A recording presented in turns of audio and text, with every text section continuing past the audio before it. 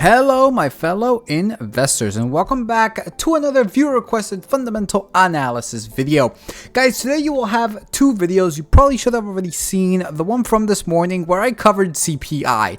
I have no idea what that is because I'm recording this on the 11th. So yeah, it is what it is. But today you are going to get two videos. Now with that said, let's spin this wheel to see what company we should analyze from your guys' recommendations.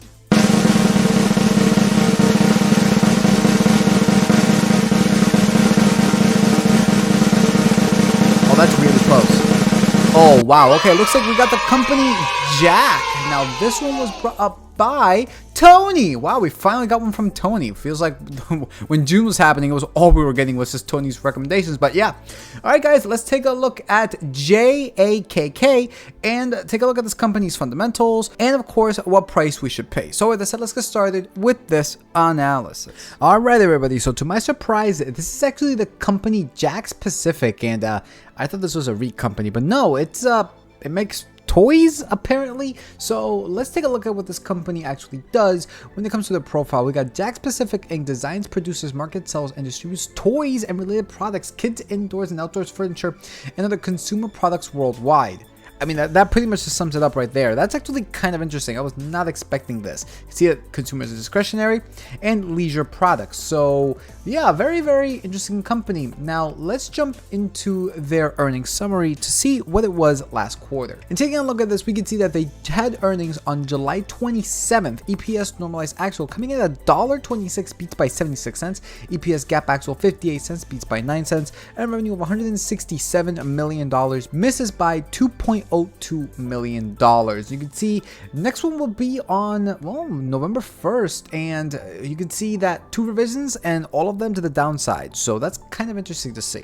Jumping now into the spreadsheet, we got the ticker for JAKK, market cap of $178.3 million. This is a tiny company with a PE of 2.68 and a current share price of $17.70.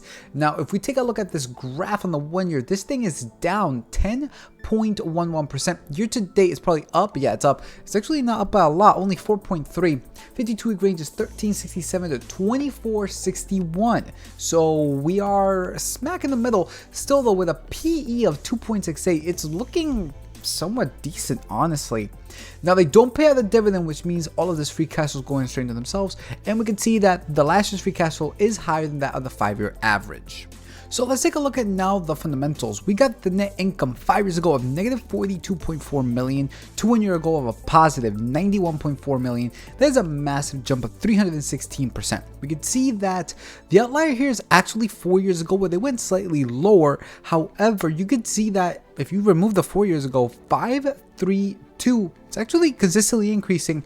What I don't like though is this massive outlier from negative 6 million to $91.4 million, guys. So for this reason, I'm not saying that this is bad. Like if this was slightly above zero right here, I would actually like it a lot more. But for that reason, I'm going to say around like a 30%. When taking a look at now the free cash flow, we got 5 years ago of 12.4 million to 1 year ago of 75.7 million. That is an increase of 710% with an average of $19.38 million. Again, we can see that actually 2 years ago now is the outlier where it went in the negatives. That's interesting. And 5 years ago was in the negative as well. But I guess you can make the case that from 5 to 3, it's consistently increasing. What I don't like is the fact that, well, actually, I guess you could say if the 2 year ago value wasn't an outlier in the negative, it would roughly be at around like the $42 million.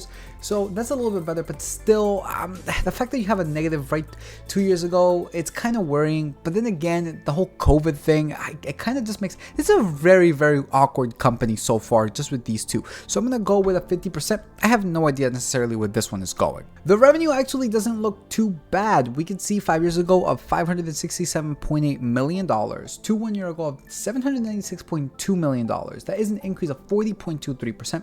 We can see that 3 years ago they fell. Okay, COVID related, that's not a problem. They did rebound. They rebounded actually above the 5 and 4 year ago value.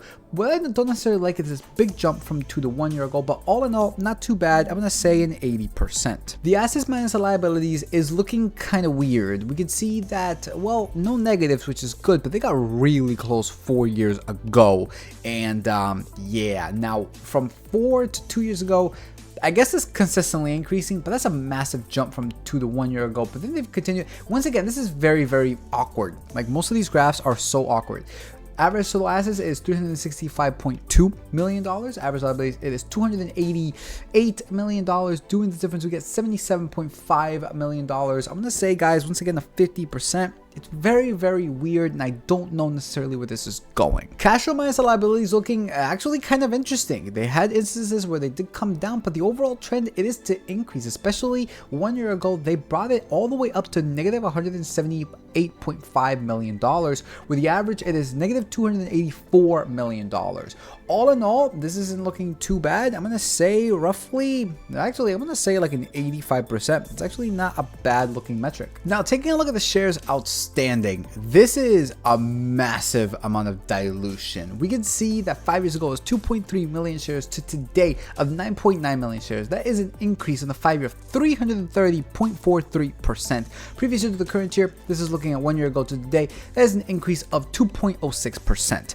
Now, my main issue with this is that you can see that from 3 to 2 years ago, that was the biggest amount of share dilution. However, you can make the same case for 4 to 3 years ago. So I look at this, I'm like, you know, 2.06 from 2 to 1 and then from 1 to today seems a little bit more consistent, and this is what I think that they'll do in the next upcoming years, but we might just get another spike. So this is really all over the place. Guys, I'm gonna have to give this thing, I don't even know, I'm gonna have to say maybe like a 20%, because of the fact that, well, I guess I should argue the 20% mark, because of the fact that from 2 to 1 to today, it's only 2.06 roughly. That's the only reason why. So 20%, but honestly, this should be an absolute zero. And now when it comes to the cash and equivalents, they currently hold $32.2 million with an average of $60.82 million. Looking at the overall grades, net income of 30, free cash flow 50, revenue 80, assets minus liabilities 50, cash flow minus liabilities 85, shares outstanding of 20%, overall grade of 51. That's surprising. I thought it was going to be a lot lower. But then again, with revenue and the cash flow minus liabilities being 80 and 85% respectively, I can kind of see it, honestly, but 51% isn't anything to scream about, guys. Net income, I just need to see more consistency, honestly. Shares outstanding is also very, very concerning. But with that said, the fundamentals don't make sense. Me personally, I would just stop right there. But for the video's sake, let's continue on to see what price we should pay for this company. So looking at here, the discounted free cash flow, this is looking kind of crazy. Not adjusting for debt, we got 62.70, and then adjusting for debt 128.65. What? That's crazy. Now, again, guys, just because the calculator is showing an insane number right here doesn't mean that you should go out and buy it. Again, fundamentals should drive your perspective first. So, and you know, 50% on me, you know, I personally am not liking this. But I guess you could kind of justify this, seeing that the PE is 2.68. So I guess it's a little bit more explainable. But let's actually input some of these numbers. So for the projected share buyback, let's say that they're going to continue to issue shares in the next 5 years at around the same thing that they have been doing within like the 2, 1, and then today kind of time scale. So 2.6 times 5, that ends up being roughly like 14. So let's say worst case scenario, we got negative 15% issuing of shares. Then let's bring this to, you know what, let's do the same thing as yesterday. Let's do negative 10, and then let's do negative 5. I think that that's honestly, I think that that's way too much, but for I guess extreme sakes, let's do this. Now when it comes to the revenue, okay, taking a look at this, we got revenue growth forward 5.99, in the sector medium 5.88. That's really, really close together. So okay, let's say that for the lowest assumption that the revenue will do 3%, then 5%, and then 7%. I think that's very, very fair. I think that's very, very fair. It's in line with the forward revenue as well as the sector medium revenue, and with this we get 60.24 to 76.20, and adjusting for that 123.30 to $155.50, margin of safety of 5.10.15, $104.80 to $147.73. So as it stands, yeah, I mean, from a calculator perspective, it's looking like it's a bargain. However, fundamentals could be a lot better. Again, 51%, this isn't cutting it for me. I'm like, it could be better. I'm not a fan of the inconsistency. So based off of this, it's looking great. But for me personally, this would just be a pass, right? It would just be a pass. But again, I'm not here to tell you guys what to do. I'm showing you guys my basic opinion as to what I think about the fundamentals and the company's current price, right? Current valuation. If you guys agree with me, great. If you don't agree with me, great. Everything that you saw here today, guys, when it comes to the calculator is available. Link is in the description below. Please make your own decisions. This is not financial advice. And please remember that every investment is the present value of all future cash flow. I need everybody to understand that. How much money are you going to get in the future, right, based off of your investment today?